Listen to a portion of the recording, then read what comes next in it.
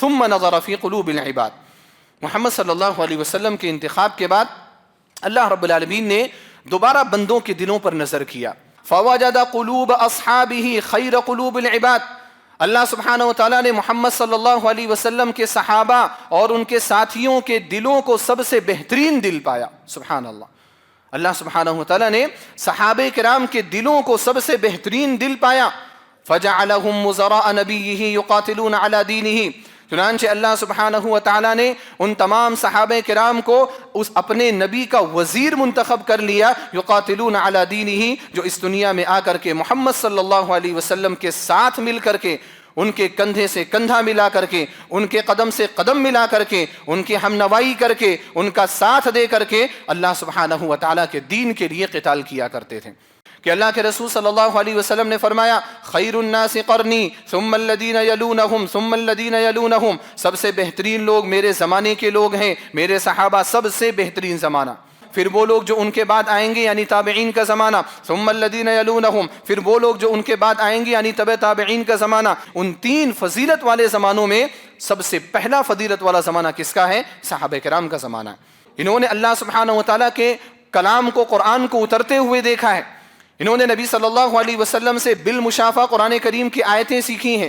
انہوں نے نبی صلی اللہ علیہ وسلم کی زبان سے ڈائریکٹ احادیث مبارکہ کے کلمات سنے ہیں، ان پر عمل کیا ہے، ان کے مطابق اپنی زندگیوں کو بسر کیا ہے، خواہشات کو قربان کیا ہے. اللہ رب العالمین کے اور نبی صلی اللہ علیہ وسلم کے دین کے خاطر اپنے شہر کو بھی چھوڑا ہے، اپنی جانوں کو بھی چھوڑا ہے، اپنے اہل و عیال کو بھی چھوڑا ہے، اپنے گھر والوں کو بھی چھوڑا ہے. اور آج ہم ان کے تعلق سے اس طرح کے کلمات ادا کرتے ہیں. یہ وہ صحابہ ہیں جن کے تعلق سے اللہ سبحانہ وتعالیٰ نے سورہ حجرات میں بیان فرمایا وَلَكِنَّ اللَّهَ حَبَّبَ إِلَيْكُمُ الْإِيمَانَ وَزَيَّنَهُ فِي قُلُوبِكُمْ.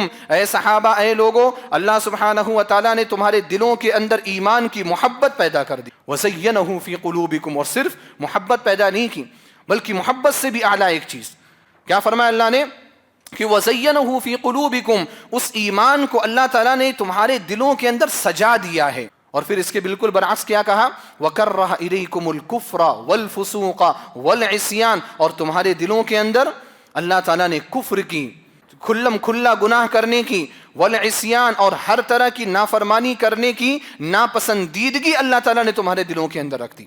صحابہ کرام کفر نہیں کر سکتے، صحابہ کرام عصیان نافرمانی کا شکار نہیں ہو سکتے. اسی بنا پر اللہ تعالیٰ نے اگلا ارشاد فرمایا اولئک هم الراشدون، یہی ہدایت یافتہ لوگ ہیں. إن الحمد لله نحمده ونستعينه ونستغفره ونعوذ بالله من شرور أنفسنا ومن سيئات أعمالنا. من يهده الله فلا مضل له ومن يضلله فلا هادي له. وأشهد أن لا إله إلا الله وحده لا شريك له وأشهد أن محمدا عبده ورسوله. يا أيها الذين آمنوا اتقوا الله حق تقاته ولا تموتن إلا وأنتم مسلمون. يا أيها الناس اتقوا ربكم الذي خلقكم من نفس واحدة وخلق منها زوجها وبث منهما رجالا كثيرا ونساء واتقوا الله الذي تساءلون به والأرحام إن الله كان عليكم رقيبا. يا أيها الذين آمنوا اتقوا الله وقولوا قولا سديدا يصلح لكم أعمالكم ويغفر لكم ذنوبكم ومن يطع الله ورسوله فقد فاز فوزا عظيما. أما بعد فإن خير الحديث كتاب الله وخير الهدى هدى محمد صلى الله عليه وسلم وشر الأمور محدثاتها وكل محدثة بدعة وكل بدعة ضلالة وكل ضلالة في النار. أعوذ بالله السميع العليم من الشيطان الرجيم من همزه ونفخه ونفثه. بسم الله الرحمن الرحيم. والسابقون الأولون من المهاجرين والأنصار والذين اتبعوهم بإحسان رضي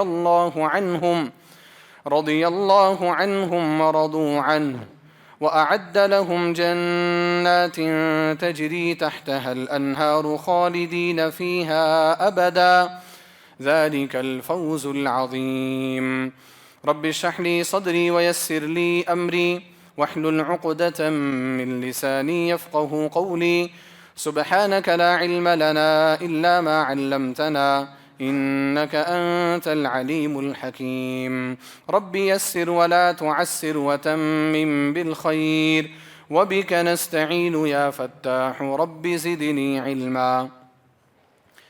محترم حاضرین کرام اور خواتین اسلام، ہر طرح کی تعریف و توصیف، حمد و ستائش، کبریائی اور بڑائی، تحمید، تمجید اور تسبیح اللہ رب العالمین وحدہ لا شریک لہ، خالق کائنات، مالک ارض و سما کے لیے لائق اور زیبا ہیں۔ درود اور سلام نازل ہو اس دنیا فانی کی طرف بھیجے گئے تمام انبیاء اور رسول پر بالعموم، اور بالخصوص ہمارے نبی جناب محمد الرسول اللہ صلی اللہ علیہ وسلم پر، اللہم صلی وسلم مبارک علیہ۔ حضرات گرامی، ماہ محرم سے ہم گزر رہے ہیں۔ محرم کا مہینہ آپ نے سنا ہے، آپ کے علم میں ہے کہ حرمت والے مہینوں میں سے ایک ہے، اور حرمت والے مہینوں میں سے اس مہینے کے ایک ہونے کا تقاضا یہ ہے کہ اس مہینے میں اپنی جانوں پر، اپنے نفسوں پر ظلم نہ کیا جائے، اور اس ظلم سے مراد یہ ہے کہ انسان ہر طرح کے گناہوں سے اپنے آپ کو محفوظ رکھے، جیسا کہ اللہ سبحانہ و تعالیٰ نے سورہ توبہ میں ارشاد فرمایا فَلَا تَظْلِمُوا فِيهِنَّ أَنفُسَكُمْ، حرمت والے مہینوں کا تذکرہ کیا، منها اربعۃ حرم ذالک الدین القیم فلا تظلموا فیہن انفسکم، کی 4 حرمت والے مہینے ہیں 12 مہینوں کے درمیان، اور یہی صحیح بات ہے، یہی سیدھا دین ہے۔ اس کے بعد اللہ رب العالمین نے فرمایا فلا تظلموا فیہن انفسکم، کہ ان مہینوں کے اندر خصوصی طور پر اپنے نفسوں پر ظلم مت کیا کرو۔ ظلم سے مراد کیا ہے؟ جب ظلم کی بات ہوتی ہے تو ہمارے یہاں ظلم العبد علی العباد کو تصور کیا جاتا ہے کہ بندہ اگر دوسرے بندوں پر ظلم کرے تو اسی کو ظلم مانا جاتا۔ آپ نے کسی کو مار دیا، آپ نے کسی کا مال ہڑپ لیا، آپ نے کسی کو دھوکہ دے دیا، آپ نے کسی کی امانت میں خیانت کر دیا، ظلم صرف اور صرف اسی کو تصور کیا جاتا ہے۔ حالانکہ صرف ظلم یہ نہیں ہے، ظلم کی 3 قسمیں ہوتی ہیں، ان کی تفصیل کا یہاں پر موقع نہیں ہے، لیکن ظلم کی جو بات عام طور پر تصور کی جاتی ہے وہ یہی ہے کہ ظلم العبد علی العباد، کہ بندہ بندوں پر ظلم کرے، لیکن ظلم کی ایک صورت یہ بھی ہے ظلم العبد علی نفسہ، کہ بندہ اپنے نفس کے اوپر ظلم کرے۔ یہ کیسے ہوتا ہے؟ بندہ اپنے نفس کے اوپر ظلم کیسے کرتا ہے؟ بندہ اپنے نفس کے اوپر ظلم گناہوں کے ذریعے سے کرتا ہے۔ آپ جو بھی گناہ کرتے ہیں وہ آپ کا اپنے نفس کے اوپر سب سے پہلے ظلم ہوتا ہے۔ ہم یہ سوچتے ہیں کہ ہمارے گناہوں کے اثرات کہاں ہیں، ہم گناہ کرتے ہیں بھول جاتے ہیں، ہم گناہ کرتے ہیں ہمیں اپنے گناہوں کا کاؤنٹ اور ہمیں اپنے گناہوں کا شمار نہیں ہوتا، ہم یہ سوچتے ہیں کہ ہمارے گناہوں کا کوئی اثر ہماری زندگی پر نہیں پڑتا۔ یہ گناہ ہمارا اپنے نفس کے اوپر خود ظلم کرنا ہے، اور اس ظلم کا احساس اگر اس دنیا میں ہو جائے تو ہو جائے، لیکن آخرت میں اس کا احساس ضرور ہوگا۔ یوم تشہد علیہم السنتہم وایدیہم وارجلہم بما کانوا یعملون، جس دن منہ کو بند کر دیا جائے گا، اس چرب زبانی کو ختم کر دیا جائے گا، الفاظ بولنے والی زبان جو ہے اس کو بند کر دیا جائے گا، اور اس وقت ہمارے اعضائے جسم جو ہیں، ہمارے ہاتھ، ہمارے پیر اور دوسرے جو اعضاء ہیں اس وقت گواہی دیں گے، تو اس وقت ہمیں پتہ چلے گا کہ ہم نے گناہوں کے ذریعے سے اپنے نفسوں کے اوپر بے انتہا ظلم کیا ہے۔ اللہ سبحانہ و تعالیٰ نے اس ظلم سے منع کیا، فرمایا فلا تظلموا فیہن انفسکم، کہ ان مہینوں کے اندر، خاص طور پر حرمت والے مہینوں کے اندر اپنے نفسوں کے اوپر ظلم مت کیا کرو۔ اور ظلم کی صورتوں میں سے ایک صورت یہ بھی ہے کہ انسان دوسروں کے بارے میں برا بھلا کہے۔ دوسروں کے بارے میں برا بھلا کہنا یہ ظلم ہے، اور اس سے بڑا اور ظلم کیا ہوگا کہ انسان عام لوگوں کے بجائے صحابہ کرام کے تعلق سے برے الفاظ استعمال کرے، یہ تو اور بڑا ظلم ہے۔ وہ صحابہ کرام جن کو اللہ سبحانہ و تعالیٰ نے ہدایت کا معیار بنایا، وہ صحابہ کرام جن کو اللہ سبحانہ و تعالیٰ نے ہمارے لیے اسوہ قرار دیا، وہ صحابہ کرام جن کو نفوس قدسیہ کہا جاتا ہے، وہ صحابہ کرام جو ہدایت کے مینار ہیں، جو روشن چراغ ہیں، ان صحابہ کرام رضوان اللہ تعالی علیہم اجمعین کے تعلق سے اگر کوئی شخص اپنی زبان غلط استعمال کرتا ہے تو وہ شخص یہ بھول جاتا ہے کہ میں کیا کر رہا ہوں، لیکن حقیقت میں وہ اپنے نفس کے اوپر ظلم کر رہا ہوتا ہے۔ میرے بھائی اور دوستو، محرم کا مہینہ ہے، میں نے ذکر کیا، اور محرم کا مہینہ حرمت والے مہینوں میں سے اس میں گناہوں سے بچنا چاہیے، لیکن ہم یہ دیکھ رہے ہیں کہ بے تحاشا صحابہ کرام رضوان اللہ تعالی عنہم مجمعین کے تعلق سے گستاخیاں کی جا رہی، ان کی عزت اچھالی جا رہی، ان پر طعن و تشنیع کی جا رہی ہے، ان کے تعلق سے ایسے ایسے اناپ شناپ کلمات استعمال کیے جا رہے ہیں کہ اگر آپ کے دل کے اندر ایمان ہے، کتاب و سنت کی محبت ہے، صحابہ کرام کی عظمت کا جذبہ ہے، تو آپ ان کلمات کو کبھی بھی اپنے کانوں سے نہیں سن سکتے۔ ایسے کلمات اور ایسی باتیں بولی جا رہی، اور اگر ایسی باتیں صرف ان لوگوں کی جانب سے بولی جاتی جن کو ہمیشہ سے تاریخ میں صحابہ کرام کے دشمنوں کے طور پر سمجھا گیا ہے، رافضیوں اور شیعوں کی زبانیں سے اگر یہ باتیں بولی جاتی تو ہم ایک وقت کے لیے اپنے دل کو یہ تسلی دلا سکتے تھے کہ دشمن تو اچھے کلمات کبھی نہیں بول سکتا، لیکن افسوس کی بات یہ ہے، غم اس بات کا ہے، درد اس بات کا ہے کہ ان لوگوں سے اخذ کر کے، ان لوگوں سے لے کر کے ہمارے بہت سارے سنی حضرات بھی صحابہ کرام رضی اللہ تعالی عنہم اجمعین کے تعلق سے برا عقیدہ رکھ رہے ہیں اور ان کے تعلق سے برے کلمات استعمال کر رہے ہیں۔ ہمارے اپنے لوگ، ہمارے اپنے سنی بھائی، ہمارے درمیان کے رہنے والے لوگ، امیر معاویہ رضی اللہ تعالیٰ عنہ کی بات آئے، عثمان غنی رضی اللہ تعالیٰ عنہ کی بات آئے، مغیرہ بن شعبہ رضی اللہ تعالیٰ عنہ کی بات آئے، عمرو بن عاص رضی اللہ تعالیٰ عنہ کی بات آئے، اور دیگر صحابہ کرام کی بات آئے، تو کہتے ہیں کہ ان لوگوں کے تعلق سے باتیں مت کرو، ان کے تعلق سے بات کرنا درست نہیں ہے، انہوں نے یہ کیا، انہوں نے یہ کیا، یہ ایسے تھے، یہ ویسے تھے، انہوں نے اپنی زندگیوں میں اس چیز کے تعلق سے حرص دکھائی، اس چیز کے تعلق سے لالچ دکھائی، نامعلوم کیسی کیسی باتیں ان صحابہ کرام رضوان اللہ تعالیٰ علیہ مجمعین کے تعلق سے منسوب کرتے ہیں، جن کو اللہ سبحانہ و تعالیٰ نے قرآن کریم میں رضی اللہ عنہم کا سرٹیفکیٹ دے دیا۔ میرے بھائی اور دوستو، یہ صحابہ کرام جن کے تعلق سے آج ہمارا عقیدہ تھوڑا سا متزلزل ہو رہا ہے، آج ہم جن کے تعلق سے ڈاؤٹس کے اور شبہات کے شکار ہو رہے ہیں، یہ صحابہ کرام معلوم ہے آپ کو کون ہیں؟ یہ صحابہ کرام وہ صحابہ کرام ہیں جن کو اللہ سبحانہ و تعالیٰ نے منتخب فرمایا تھا، اللہ سبحانہ و تعالیٰ نے ان کا انتخاب کیا تھا نبی صلی اللہ علیہ وسلم کے ساتھی بنانے کے لیے۔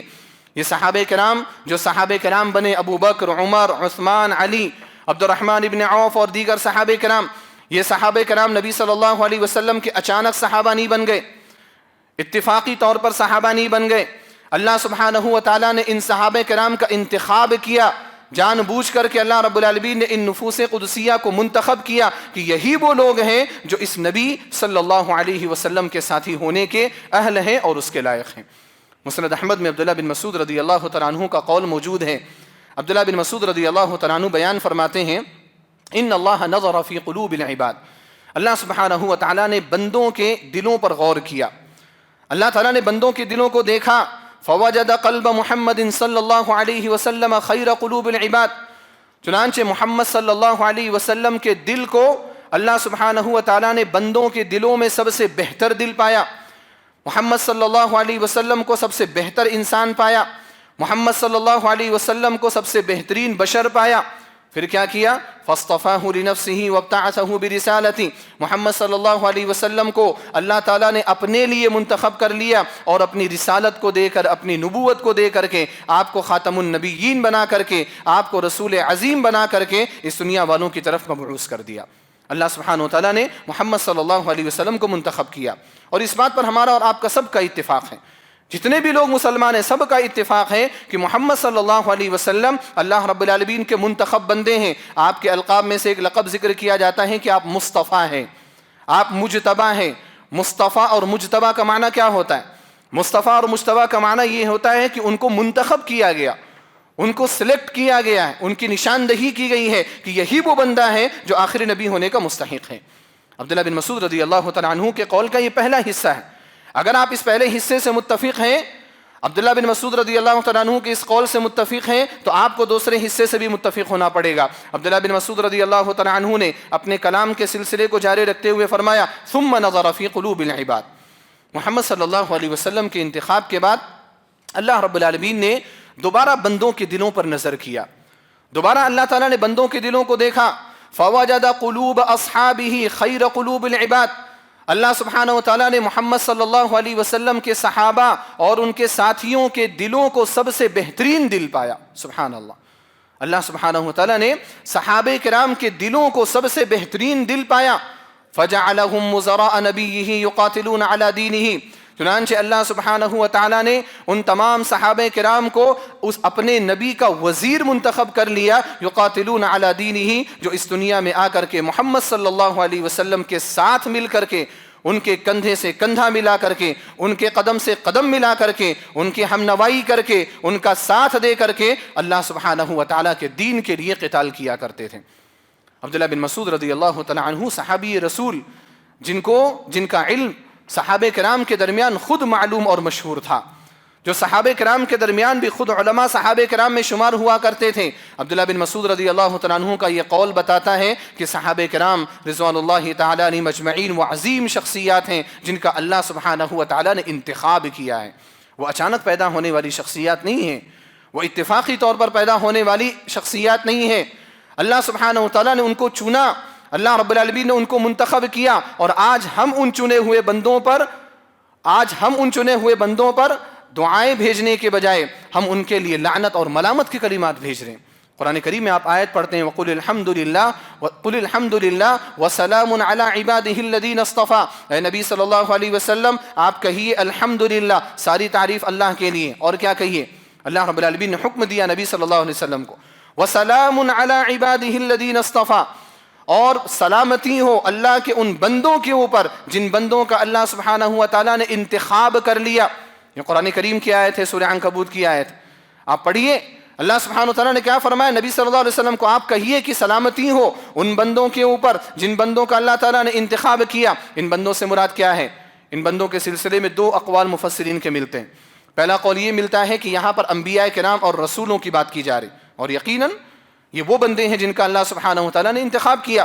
اور دوسرا قول عبداللہ بن عباس رضی اللہ تعالیٰ عنہما اور دیگر صحابہ کرام اور مفسرین کا یہ بھی ملتا ہے کہ یہاں پر جن منتخب بندوں کی بات کی جا رہی ہے وہ نبی صلی اللہ علیہ وسلم کے وہ صحابہ ہیں جن صحابہ کا اللہ سبحانہ و تعالیٰ نے خود انتخاب کیا ہے۔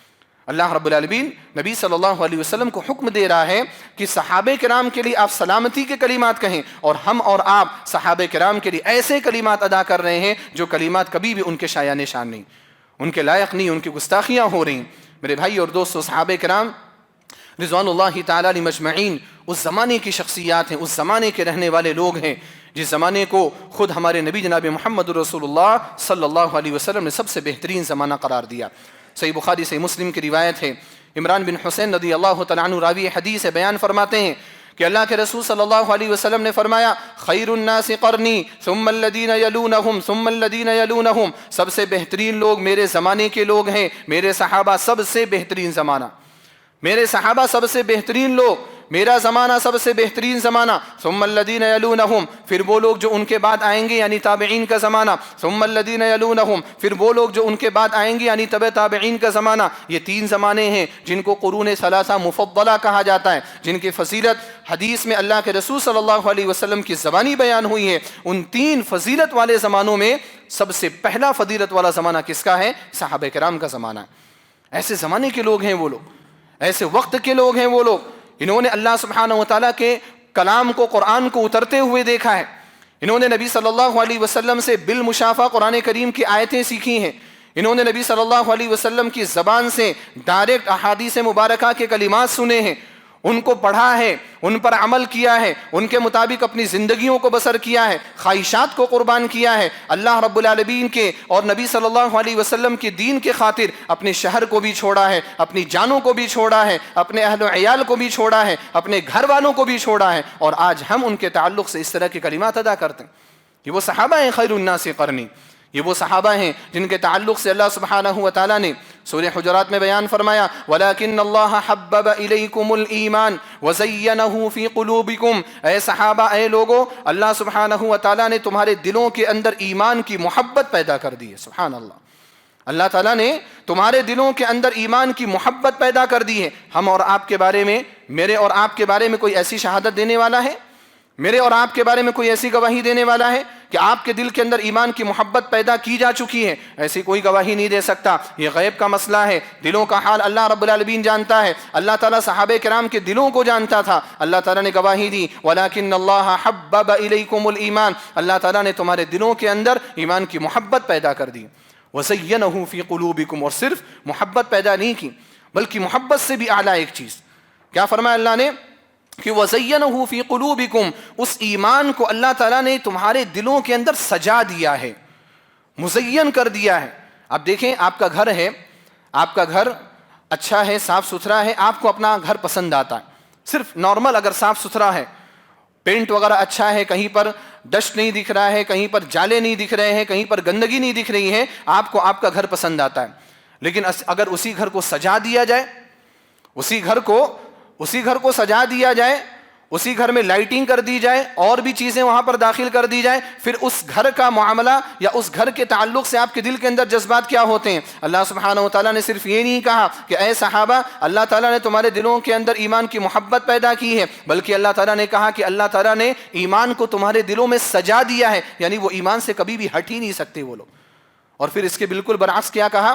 وَكَرَّهَ إِلَيْكُمُ الْكُفْرَ وَالْفُسُوقَ وَالْعِصْيَانَ، اور تمہارے دلوں کے اندر اللہ تعالیٰ نے کفر کی، فسوق کی یعنی کھلم کھلا گناہ کرنے کی، والعصیان اور ہر طرح کی نافرمانی کرنے کی ناپسندیدگی اللہ تعالیٰ نے تمہارے دلوں کے اندر رکھ دی۔ صحابہ کرام کفر نہیں کر سکتے، صحابہ کرام فسوق کا شکار نہیں ہو سکتے، صحابہ کرام عصیان نافرمانی کا شکار نہیں ہو سکتے۔ اسی بنا پر اللہ تعالیٰ نے اگلا ارشاد فرمایا اولئک هم الراشدون، یہی ہدایت یافتہ لوگ ہیں، یہی ہدایت پر رہنے والے لوگ ہیں۔ اور پھر لوگ چڑھتے ہیں صحابہ کرام کے تعلق سے، جب اس طرح کی باتیں کی جائیں لوگوں کے پیٹ میں درد ہوتا ہے، لوگوں کو یہ باتیں ہضم نہیں ہوتی۔ کیوں نہیں ہوتی؟ حسد کی بنا پر یہ باتیں ہضم نہیں ہوتی۔ لوگوں کو صحابہ کرام سے حسد ہوتا ہے، صحابہ کرام کو اتنا بڑا مقام کیسے مل گیا؟ کیسے مل گیا؟ انہوں نے محنتیں کی ہیں اس لیے مل گیا، انہوں نے قربانیاں دی اس وجہ سے مل گیا۔ ہم نے اور آپ نے کیا قربانیاں دی؟ ہم فجر کی نماز میں اٹھ کر کے نہیں آ پاتے۔ اللہ سبحانہ و تعالیٰ نے 5 وقتہ نماز فرض کی ہے، فجر کی نماز میں ہم اٹھ کر نہیں آ پاتے، اپنی نیند کو قربان نہیں کر پاتے، اپنے بستروں کو نہیں چھوڑ پاتے، اور ہم صحابہ کرام کے تعلق سے باتیں کرتے ہیں کہ صحابہ کرام کو اللہ نے اتنا مقام کیسے دے دیا۔ یہ حسد ہے، حسد، یہ ہمارے دلوں کا جلن ہے جو اس طرح کے کلمات بولنے پر ہمیں آمادہ کرتا ہے۔ اللہ سبحانہ و تعالیٰ نے اسی حسد کو ختم کرنے کی خاطر کہا فضلا من اللہ ونعمہ، یہ اللہ تعالیٰ کا فضل ہے اور یہ اللہ تعالیٰ کا احسان ہے۔ کیا کر سکتے ہیں آپ؟ اللہ رب العالمین جس کو جو مقام دینا چاہے اللہ تعالیٰ وہ مقام دے سکتا ہے۔ آپ اللہ تعالیٰ سے لڑ سکتے ہیں، آپ اللہ تعالیٰ کے فیصلے پر اعتراض کر سکتے ہیں۔ اللہ رب العالمین نے صحابہ کرام کو مقام دے دیا، اور یوں ہی مقام نہیں دیا، اللہ نے دیا ہے، اللہ نے احسان کیا، ان کی محنتیں بھی ہیں اس کے پیچھے، یوں ہی اللہ تعالیٰ نے مقام نہیں دے دیا، لیکن مقام دیا ہے تو فضلا من اللہ ونعمہ، یہ اللہ تعالیٰ کا فضل ہے اور اس کا احسان ہے۔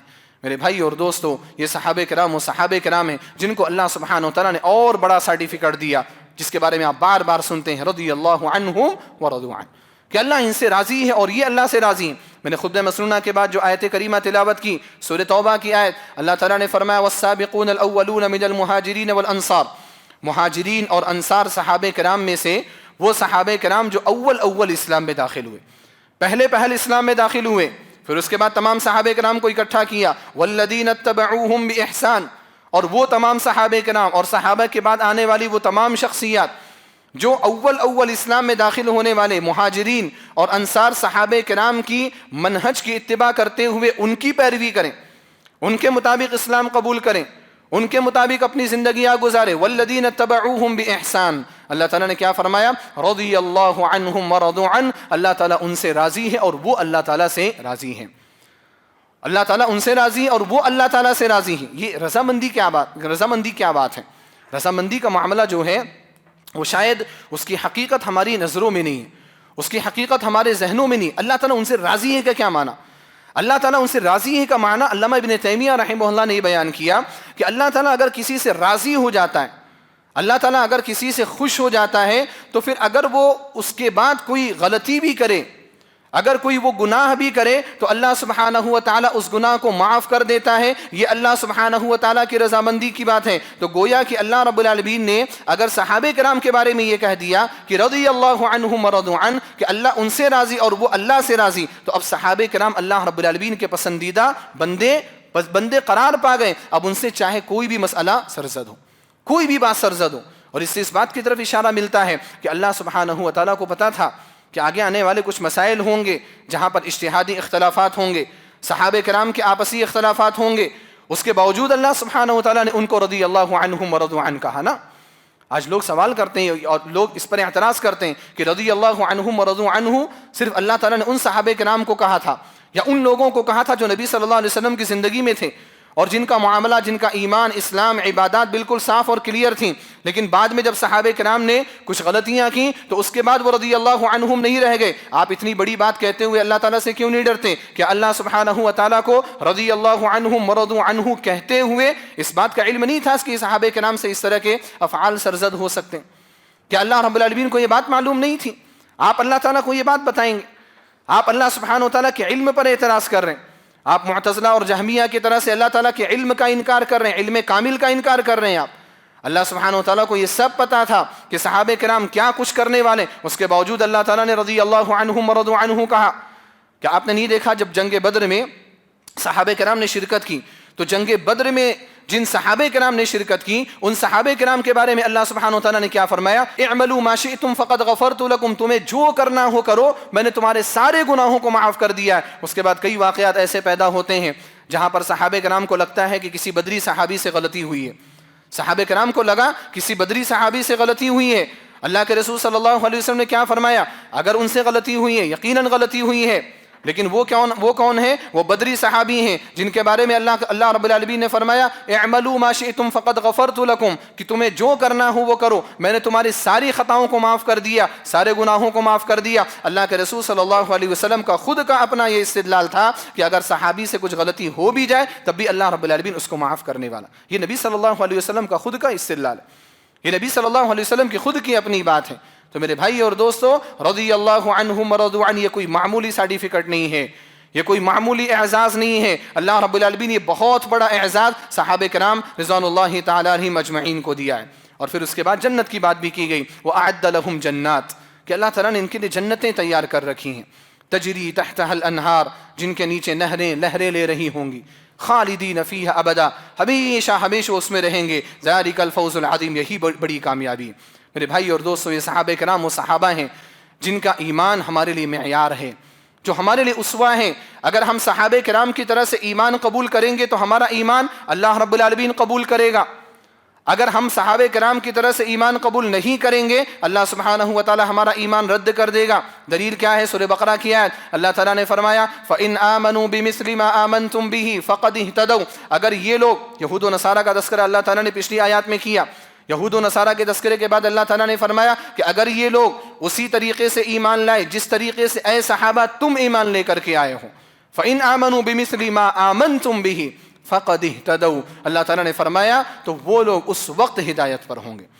اگر تمہاری طرح سے ایمان لائیں گے تو وہ ہدایت پر ہوں گے. وَإِنْ تَوَلَّوْا، اور اگر تمہاری طرح سے ایمان لانے سے وہ اعراض کریں گے، تمہاری طرح سے ایمان قبول کرنے کے لیے تیار نہیں ہوں گے، فَإِنَّمَا هُمْ فِي شِقَاقٍ، وہ اختلاف میں پڑے رہیں گے.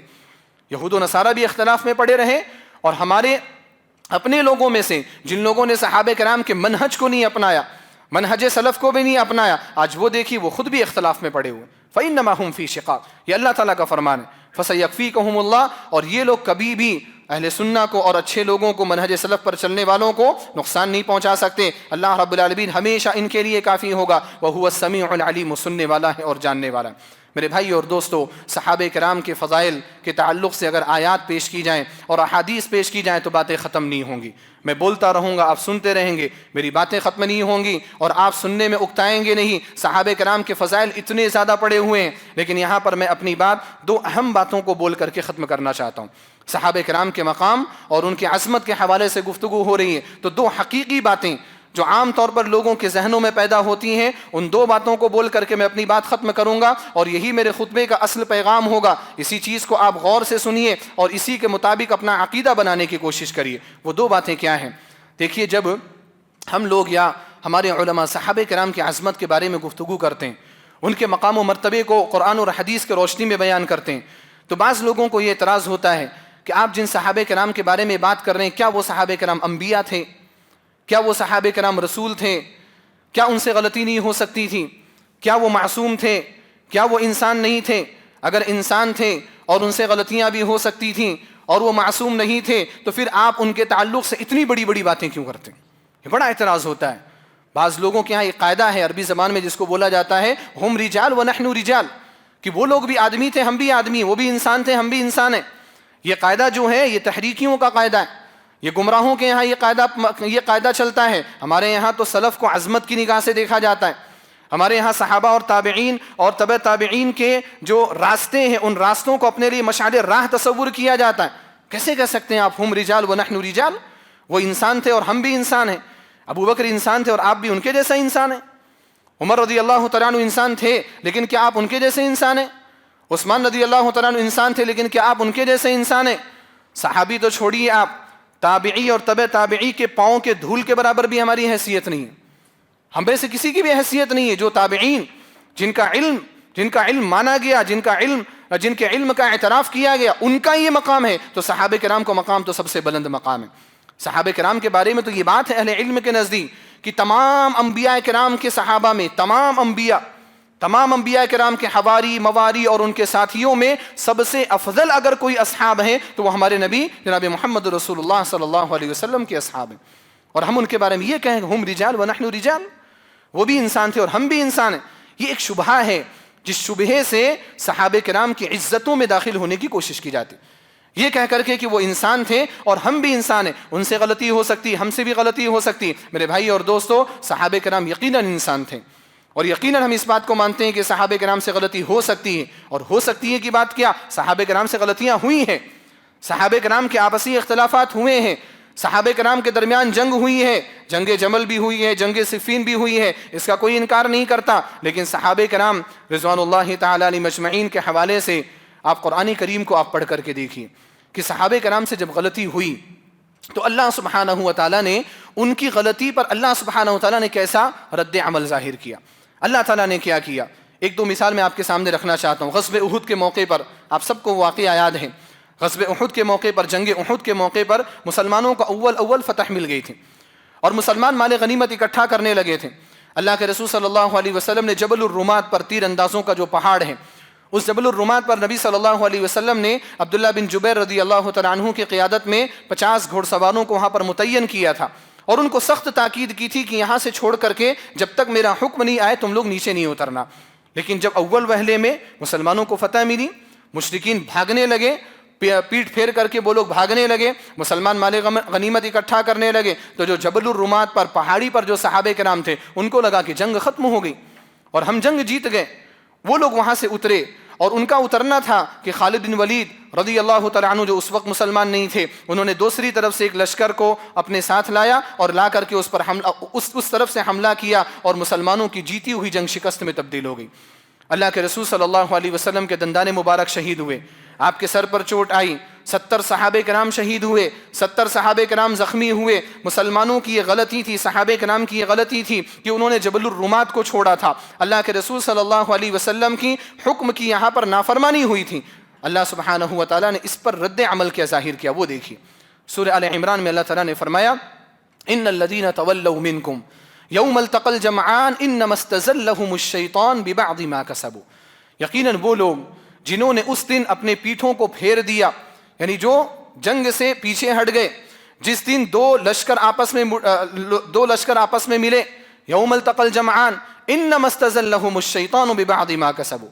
تھوڑے سے اعمال کی وجہ سے شیطان نے ان کو پھسلا دیا تھا، شیطان نے ان کو دور کر دیا تھا تھوڑے سے اعمال کی وجہ سے. اور وہ عمل کیا تھا؟ اللہ کے رسول صلی اللہ علیہ وسلم کے حکم کی معمولی سے نافرمانی، اور وہ بھی ان کے اجتہاد کی بنا پر. ظاہری طور پر وہ نافرمانی بھی نہیں تھی، ان کا اپنا اجتہاد تھا کہ نبی علیہ الصلوۃ والسلام کا حکم جو تھا وہ کب تک کے لیے تھا؟ جنگ تک کے لیے تھا. جنگ ختم ہو گئی، اب ہم اتر سکتے ہیں.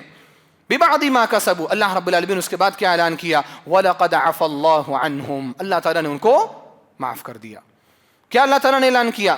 اللہ تعالیٰ نے ان کو معاف کر دیا. کن کو معاف کیا؟ آپ ذرا غور کریں، کن صحابہ کرام کو معاف کیا؟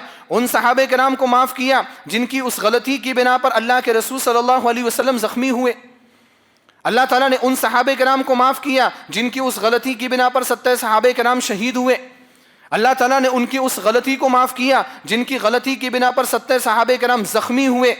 اللہ تعالیٰ نے ان کی اس غلطی کو معاف کیا جس غلطی کی بنا پر مسلمانوں کی جیتی ہوئی جنگ شکست میں تبدیل ہو گئی. اللہ رب العالمین نے اعلان کر دیا وَلَقَدْ عَفَى اللَّهُ عَنْهُمْ. اللہ تعالیٰ نے ان کو معاف کر دیا. ان اللہ غفور حلیم. اللہ تعالیٰ معاف کرنے والا ہے، بردبار ہے. اور پھر آگے چل کر کے 2-4 آیتوں کے بعد اللہ تعالیٰ نے مشورہ ہوا تھا نا جنگ احد کے موقع پر کہ مدینہ میں رہ کر کے مقابلہ کیا جائے، مدینہ سے باہر رہ کر کے مقابلہ کیا جائے. اللہ کے رسول صلی اللہ علیہ وسلم کا مشورہ کیا تھا کہ مدینہ میں رہ کر کے ہم لوگ دفاع کریں گے، ڈیفینس کریں گے ہم لوگ. نبی صلی اللہ علیہ وسلم کا مشورہ تھا. اکثر صحابہ کرام جہاد کے جذبے سے سرشار تھے, بدر میں شریک نہیں ہو سکے تھے, جہاد کا جذبہ تھا, انہوں نے کہا نہیں نکل کر کے مقابلہ کریں. نکلے. اللہ کے رسول صلی اللہ علیہ وسلم نے جب مشورہ لیا تو آپ علیہ الصلوۃ والسلام نے اکثر صحابہ کرام کے مشورے کو مانا. اب اکثر صحابہ کرام کے مشورے کے لحاظ سے یہ مشورہ غلط ثابت ہو گیا. دیکھیے آپ صلی اللہ علیہ وسلم کا باہر نکلنا ایک اعتبار سے کیا ہوا, غلط ثابت ہو گیا. ہم اور آپ کیا کرتے ہیں, اگر کسی نے کوئی مشورہ دیا اور اس کا مشورہ غلط ثابت ہو گیا, دوبارہ ہم اس سے مشورہ نہیں لیتے, بلکہ ہم اس کی ہنسی اڑاتے. تمہارے کہنے کی وجہ سے ہم نے ایسا کیا تھا اور اب دیکھو ایسا نتیجہ ہو رہا ہے. ہم لوگ ہنسی اڑاتے ہیں, لیکن یہ نبی صلی اللہ علیہ وسلم کا منہج نہیں ہے. مشورہ جیسا ہوا, طے ہوا, فیصلہ تو آپ صلی اللہ علیہ وسلم کا تھا. اللہ رب العالمین نے پھر حکم دیا 2-4 آیتوں کے بعد, فاعف عنہم واستغفر لہم وشاورہم فی الامر. اے نبی صلی اللہ علیہ وسلم آپ بھی ان صحابہ کرام کو معاف کر دیجئے. سبحان اللہ, اللہ نے معاف کر دیا, آپ بھی کیا کریے, ان صحابہ کرام کو معاف کر دیجئے. واستغفر لہم, ان کے لیے اللہ تعالیٰ سے مغفرت کی دعا کریے. وشاورہم فی الامر, اور آگے بھی آنے والے معاملات میں ان سے مشورہ کیجئے.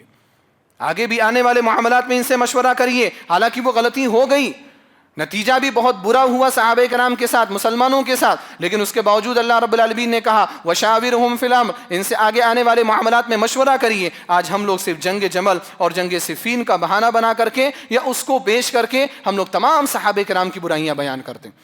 اللہ سبحانہ و تعالیٰ نے کیا کیا وہ بھول جاتے ہیں ہم لوگ. اللہ رب العالمین نے کیسا سلوک ان کے ساتھ کیا. غزوہ تبوک کے موقع پر, دوسری مثال, غزوہ تبوک کے موقع پر جو صحابہ کرام شریک نہیں ہو سکے تھے, پیچھے رہ گئے تھے, کعب بن مالک رضی اللہ تعالیٰ عنہ, ہلال بن امیہ, مرارہ بن ربی, اللہ رب العالمین نے ان کی بھی معافی کا اعلان کیا یا نہیں کیا؟ وہ لوگ جنگ میں شریک نہیں ہوئے تھے, سستی کی بنا پر انہوں نے اعتراف کیا کہ ہمارے پاس کوئی عذر نہیں تھا, سستی کی بنا پر ہم لوگ شریک نہیں ہوئے. اللہ رب العالمین نے کیا فرمایا, ثم تاب علیہم لیتوبوا, اللہ تعالیٰ نے ان کی توبہ قبول کر لی. ان اللہ هو التواب الرحیم, اللہ تعالیٰ توبہ قبول کرنے والا ہے, رحم کرنے والا ہے. اور نہ صرف یہ کہ توبہ قبول کی, اللہ نے ان کو صادقین میں شمار کیا اور ہم لوگوں کو ان کے جیسا بننے کا حکم دیا. کہا یا ایھا الذین آمنوا اتقوا اللہ وکونوا مع الصادقین, اے ایمان والو اللہ سے ڈرو اور ان سچوں کے ساتھ رہا کرو, ان کے جیسے بننے کی کوشش کرو جن سے غلطی ہوئی تھی. کعب بن مالک جیسا بنو, مرارہ بن ربی جیسا بنو, ہلال بن امیہ جیسے بنو, جو جنگ میں نہیں شریک ہوئے سستی کے بنا پر, لیکن توبہ کی انہوں نے. اللہ تعالیٰ نے ان کی توبہ کو معاف کیا اور کہا کہ ہمیں ان کے جیسے بننا چاہیے. سبحان اللہ, یہ ایسے مثالیں ہیں. اگر آپ ان مثالوں میں غور کریں تو آپ کو سمجھ میں آئے گا کہ لوگ کیا بول رہے ہیں اور ہمیں کرنا کیا چاہیے. دوسری جو اہم بات ہے وہ یہ کہ جب ہم صحابہ کرام کے بارے میں بات کرتے ہیں تو لوگوں کو ایک اعتراض یہ ہوتا ہے کہ آپ اہل بیت کے بارے میں کیوں نہیں بات کرتے. اہل حدیث مسجدوں میں اہل بیت کے بارے میں بات نہیں کیا جاتا, آپ صرف صحابہ کرام کے بارے میں بات کرتے ہیں. آپ لوگ ناصبی ہیں, ناصبی کا مطلب اہل بیت کے دشمن ہیں آپ لوگ, یہ بڑا اعتراض کیا جاتا ہے. اور اس طرح کا اعتراض یوٹیوب پر بیٹھے ہوئے جو مولوی ہیں, جن کو ہم نے مولوی سمجھ رکھا ہے, وہ لوگ اس طرح کے اعتراضات کر رہے ہیں, ہمارا ذہن خراب کر رہے ہیں. ہم میں سے بہت سارے لوگ رافضیت کی طرف مائل ہو رہے ہیں, یہ حقیقت آپ کو بھی معلوم ہوگی. ابھی 2 دن پہلے کسی بھائی نے مجھ سے سوال کیا تھا, ایسا ہی سوال کہ ایک بھائی بہت دیندار, نمازوں کا پابند تھا, لیکن آج وہ رافضیوں کی باتیں کر رہا ہے, آج وہ شیعوں جیسی باتیں کر رہا ہے. وجہ کیا ہے کہ ہم لوگ صحیح طور پر مسائل کو سمجھنے کی کوشش نہیں کرتے. یہ اعتراض کیا جاتا ہے کہ آپ صحابہ کرام کی بات کرتے ہیں, آپ اہل بیت کی بات کیوں نہیں کرتے؟ جب بھی صحابہ کرام کی عظمت کے بارے میں بات ہو, اس کا سب سے بڑا جواب یہ ہے کہ آپ جو ہے اگر اہل بیت کے بارے میں اپنے علماء سے نہیں سنتے, یعنی آپ اپنے علاقے میں, تو اس کا یہ مطلب نہیں ہے کہ اہل بیت کے تعلق سے آپ کے علماء بیان نہیں کرتے. میں نے خود خطبے دیے اہل بیت کے فضائل پر اپنی مسجد میں. آپ ہماری مسجد میں نہیں آئے, آپ یہاں پر رہتے ہیں, ہو سکتا ہے یہاں پر خطبہ نہ ہوا ہو کسی وجہ سے, تو آپ اپنی مسجد کو لے کر کے کیسے آپ معیار بنا سکتے ہیں کہ اہل الحدیث علماء اہل بیت کے بارے میں نہیں بولتے؟ اہل البیت کے بارے میں اگر اہل الحدیث علماء نہیں بولتے تو پھر اہل بیت کے فضائل کے بارے میں حدیثیں آپ کو کہاں سے ملی؟ یہ امام بخاری رحمہ اللہ نے جو اپنی صحیح میں, امام مسلم نے اپنی صحیح میں, اور ائمہ محدثین نے جو اپنی کتابوں میں یہ اہل بیت کے فضائل میں جو حدیثیں ذکر کی ہیں, وہ کیا تم نے لکھی ہیں؟ تمہارے لوگوں نے لکھی؟ یہ کنہوں نے لکھی ہیں؟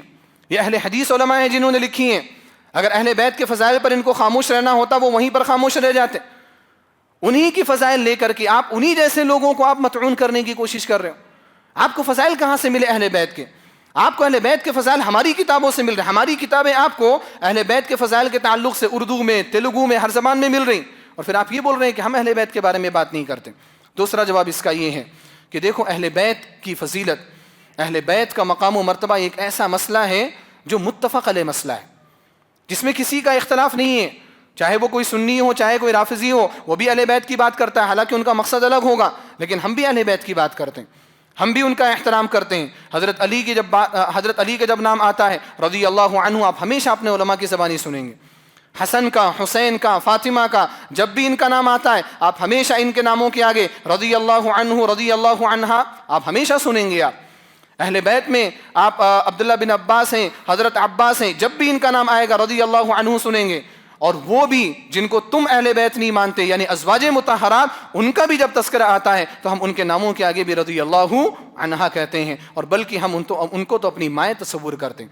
وَأَزْوَاجُهُ أُمَّهَاتُهُمْ، نبی علیہ الصلوۃ والسلام کی بیویاں ہماری مائیں ہیں، ہم ان کو مائیں تصور کرتے ہیں۔ اہل بیت کا مقام، اہل بیت کا احترام ہم اہل الحدیث علماء سے، اہل الحدیث عوام سے زیادہ کوئی نہیں کرتا۔ ہمیں اہل بیت کی محبت سکھانے کی ضرورت نہیں ہے۔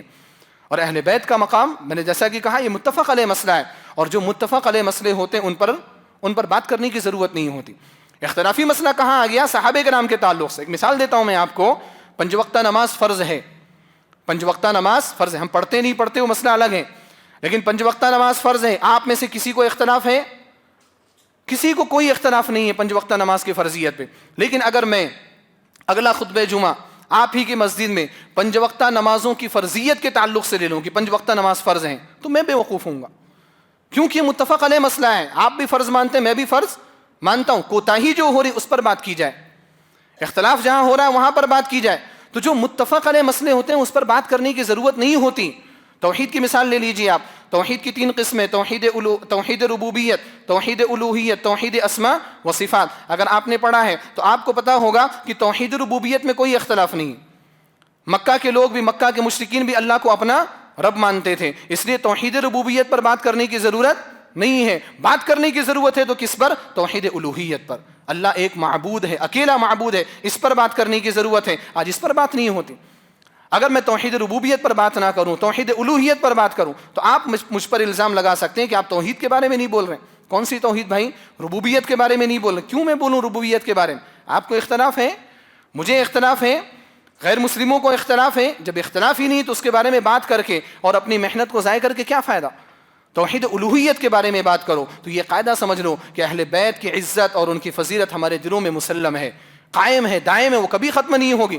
لوگوں کے بولنے سے اہل بیت کی محبت کبھی بھی ختم نہیں ہوگی، ہم اہل بیت کے گستاخ نہیں ہو جائیں گے، لیکن جو مسئلہ مختلف ہی ہوتا ہے اس مختلف مسئلے پر بات کرنے کی ضرورت ہوتی ہے۔ میرے بھائی اور دوستو، انہی چند باتوں کے ساتھ میں اپنی اس بات کو ختم کرتا ہوں۔ اللہ سبحانہ و تعالیٰ سے اس دعا کے ساتھ الہ العالمین تو صحابہ کرام کی عظمت کو اور ان کی فضیلت کو اور ان کے احترام کو جاننے اور سمجھنے کی توفیق عطا فرما۔ الہ العالمین تو ہم سب کو صحابہ کرام کی عزت افزائی کرنے کی توفیق عطا فرما۔ الہ العالمین ان کے تعلق سے اپنے دلوں کو پاک صاف رکھنے کی توفیق عطا فرما۔ الہ العالمین ان کے منہج پر چلنے کی توفیق عطا فرما، ان کی زندگیوں کو اپنے لیے مشعل راہ بنانے کی توفیق عطا فرما، ان سے محبت کرنے کی توفیق عطا فرما۔ الہ العالمین دین و ایمان سے محبت کرنے کی توفیق عطا فرما، عبادات سے محبت کرنے کی توفیق عطا فرما، فرائض سے محبت کرنے کی توفیق عطا فرما۔ الہ العالمین فرائض کی پابندی کی توفیق عطا فرما، خصوصاً 5 وقتہ نمازوں کی پابندی کی توفیق عطا فرما۔ الہ العالمین جو بھی ہم سے گناہ ہو چکے، الہ العالمین ان گناہوں کو معاف فرما، صغیرہ گناہ ہو کبیرہ گناہ ہو، ان تمام گناہوں کو معاف فرما۔